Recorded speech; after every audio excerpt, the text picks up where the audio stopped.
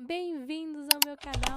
Hoje nós estamos iniciando mais um livro aqui, uma leitura maravilhosa e edificante, que o nome é Pecados Intocáveis, do Jerry Bridges.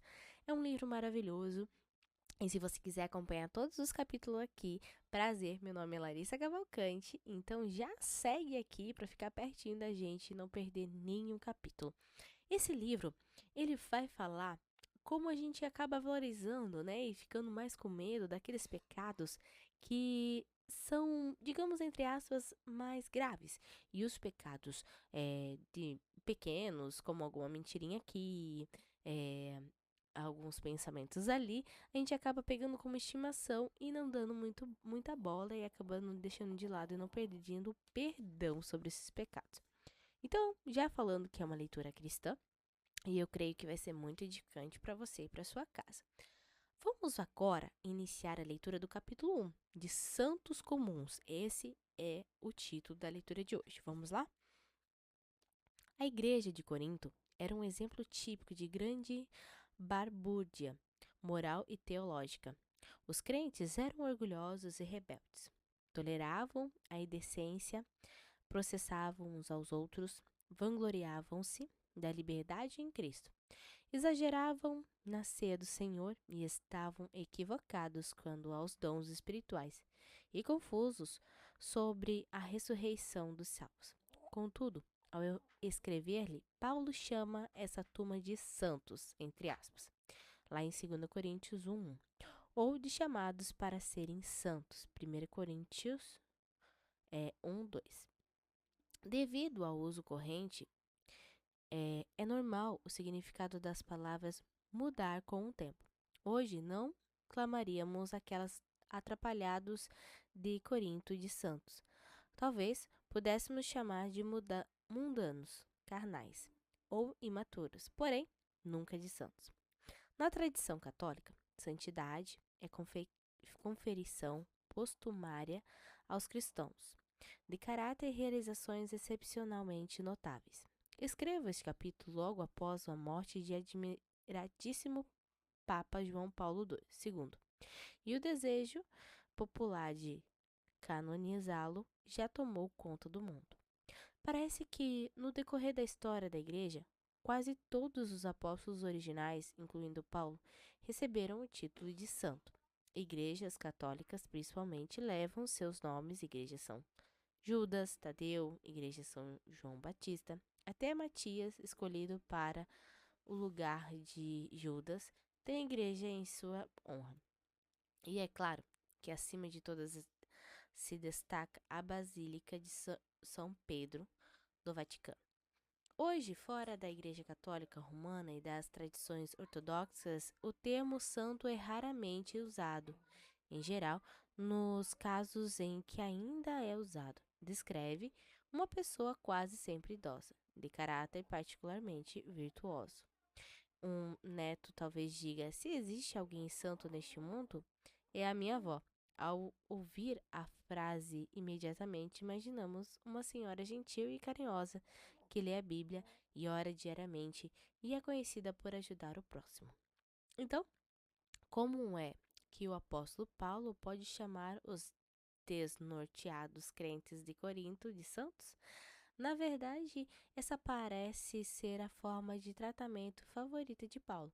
Ele a usa em várias de suas cartas e vive chamando os cristãos de santos. Veja um exemplo em Romanos 1:7. Paulo pode se referir a cristãos comuns, até mesmo aos desordeiros de Corinto, como santos? A resposta encontra-se no significado da palavra do modo como é usado na Bíblia. O termo grego, que traduz santo, é ágios, e refere-se não ao caráter das pessoas, mas ao estado de ser. O significado literal é separado para Deus. Nesse sentido, cada cristão, até mesmo, se dirige aos santificados em Cristo Jesus, chamados para serem santos. Talvez nos surpreendamos com o uso que Paulo faz aqui no termo santificados, que geralmente associamos com o viver santo. Todavia, As palavras santificado e santo têm a mesma raiz do grego. O santo simplesmente é alguém santificado, embora soe estranho. Poderíamos reescrever a saudação de Paulo literalmente como aos separados em Cristo Jesus, chamados para serem separados. Separados para quê? Seria melhor perguntar: separados para quem? A resposta é: para Deus. Todo cristão verdadeiro foi separado ou reservado por Deus para Deus. Em outra carta, Paulo descreve nosso Senhor Jesus Cristo como aquele que se entregou por nós para nos redimir de toda a maldade e purificar para si um povo todo seu, dedicado às boas obras. Em 1 Coríntios 6, 19 e 20, Paulo afirma que não somos de nós mesmos, pois fomos comprados por preço. Juntos, esses dois versículos nos ajudam a entender o significado bíblico de santo. Santo é alguém que Cristo comprou com o seu sangue na cruz e separou para si mesmo como sua propriedade. O que significa ser separado ou reservado? Ao observarmos a Academia de Força Aérea Americana perto da minha casa, podemos sugerir uma ótima analogia.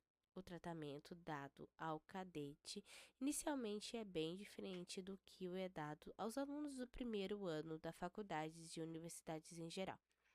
A partir do momento em que pisam na academia, e durante todo o primeiro ano, os alunos ficam sujeitos a uma disciplina rigorosa, cujo objetivo é transformar adolescentes tranquilhões em cadetes bem disciplinados que se preparam para a carreira de oficial militar. Embora a disciplina seja afrouxada progressivamente enquanto os cadetes atravessam o 4 anos de preparo, nunca é removida por completo. Mesmo no último ano, os cadetes continuam sujeitos a demandas acadêmicas e às exigências de comportamentos. Por que há diferença entre uma academia militar e uma universidade comum? No primeiro caso, os rapazes e moças foram, num sentido real, separados, entre aspas, pelo governo para se tornarem oficiais da Força Aérea. O Estado gasta muito dinheiro para educar e treinar os cadetes durante 4 anos. Assim, esses jovens não são preparados para serem professores de rede pública nem consultores financeiros do país. A academia tem um propósito: preparar oficiais para a Força Aérea. E os cadetes são separados para esse propósito. De modo bastante parecido, cada novo cristão foi separado por Deus e para Deus, a fim de ser transformado à imagem de seu Filho, Jesus Cristo. Nesse sentido, todo cristão é santo. Uma pessoa foi separada de um modo errado de viver e reservada para Deus, a fim de glorificá-lo cada vez mais à medida que sua vida é transformada. No sentido bíblico do termo santidade, não tem a ver com realizações nem com perfeições de caráter, mas com o estado de ser, uma condição inteiramente nova de viver gerada pelo Espírito de Deus. Paulo descreve isso como sair das trevas para a luz e do poder de Satanás para Deus, lá em Atos 26, 18. E como ter sido liberto do domínio das trevas e transportado para o reino de seu Filho amado. Nosso comportamento não nos torna santos. Somos feitos santos unicamente pela ação sobrenatural imediata do Espírito Santo, que realiza essa mudança profunda no nosso íntimo, para que, de fato, nos tornemos novas criaturas em Cristo. Essa mudança de estado é descrita profeticamente em Ezequiel 36, 26. Também vos darei um coração novo e porei um espírito novo dentro de vós.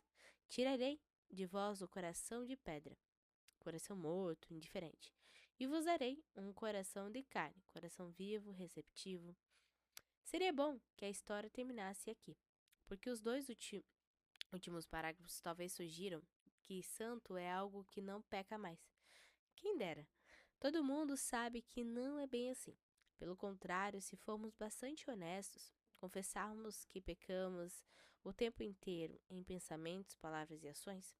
Até mesmo nossas melhores atitudes são manchadas por motivos impuros e por uma vivência imperfeita. E que de nós se atreveria a dizer: amo o próximo como a mim mesmo? A igreja tumultuada de Corinto é a maior evidência de que nós, os santos, pecamos demais em nossas atitudes e ações. Por que isso é verdade? Qual é o motivo da desconexão entre o que Deus aparentemente prometeu e o que experimentamos em nosso viver diário? Encontramos a resposta em versículos como Gálatas 5,17, porque a carne luta contra o espírito e o espírito contra a carne. Eles se opõem um ao outro, de modo que não conseguimos fazer o que quereis. A guerra entre a carne e o espírito, descrita em Gálatas 5,17, acontece diariamente no íntimo de cada cristão. É por esse motivo que Pedro, por exemplo, nos incentiva à abstenção dos desejos carnais que combatem contra a alma, em 1 Pedro 2,11. Então, apesar de 2 Coríntios 5,17 e Ezequiel 36,26 falarem sobre a mudança definitiva que sempre ocorre no íntimo de cada novo convertido, o resultado visível dessa mudança não é instantâneo e absoluto, é progressivo e contínuo dessa vida. No entanto, a consciência dessa luta interna contra o pecado não deverá jamais ser usada como desculpa para atitudes erradas. Pelo contrário, devemos ter sempre em mente que somos santos chamados a viver separados para Deus. Paulo, então, inicia sua primeira carta aos Coríntios, chamando-os de santificados em Cristo Jesus, chamados para serem santos. No restante da carta, exorta-os vigorosamente a se comportarem como santos. Em um sentido, a carta de Paulo poderia ser resumida assim: vocês são santos, então se comportem como santos. Algumas vezes, essa ideia é expressa de modo mais sucinto: seja o que você é. Em outras palavras, age de acordo com a sua natureza. Embora o termo santo basicamente descreva a nossa nova fase como pessoas separadas para Deus, ele traz em si a ideia de responsabilidade que vivemos como santo no dia a dia. Quando fui oficial da Marinha nos Estados Unidos, há meio século, a expressão conduta imprópria e a um oficial nos era bem familiar. A expressão abrangia desde ofensas menores, punidas como uma repreensão, até coisas sérias que exigiam corte marcial. Contudo, a frase descrevia mais do que um comportamento anômalo. Mostrava que comportamento foi inconsistente com o que era de se separar de um oficial militar. O oficial em questão havia falhado em seu compromisso de agir como deveria. Como cristão, seria bom adotarmos uma expressão parecida: conduta imprópria a um santo, entre aspas, né? Isso nos refrearia na hora de agirmos de forma errada, não é mesmo? Ao fofocar ou ficar impaciente ou com raiva, iríamos nos lembrar de que essa conduta inapropriada a um santo. Temos um princípio se não em grau, agido igual ao Coríntios. Temos vivido de modo inconsistente com o nosso chamado. A Bíblia tem uma palavra específica para a conduta imprópria de um santo. É pecado. Assim como a conduta imprópria de um oficial abrange uma variedade de comportamentos inadequados, a palavra pecado abrange uma variedade de maus comportamentos. Envolve de fofoca, adultério, de impaciência e assassinato. Claro que o pecado tem graus de seriedade, mas, em última análise, pecado é pecado. É uma conduta inapropriada a santos. No entanto, um dos nossos problemas é que não nos vemos como santos, com a responsabilidade de vivermos como santos, conforme nossa nova condição. E também não achamos que práticas como fofoca e impaciência sejam pecados. Pecado é o que são salvos que os não salvos fazem. Não vacilamos em qualificar de pecados a conduta imoral e antiética da sociedade como um todo. No entanto, não pensamos da mesma forma.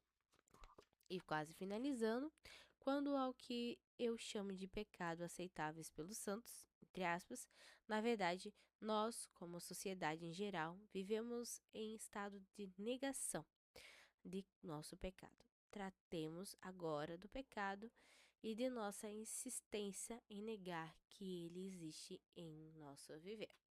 Bom, esse foi o primeiro capítulo. Já temos aí um gostinho de como vai ser as próximas leituras. E eu vou já que você ficou aqui até o final e você gostou dessa leitura, o capítulo por capítulo a gente vai estar colocando semana por semana aqui na plataforma. Então, eu espero na próxima leitura. Deixe aqui embaixo os comentários. Compartilhe para as pessoas que você mais ama, que vai ser muito edificante para elas. Deus abençoe e até a próxima leitura.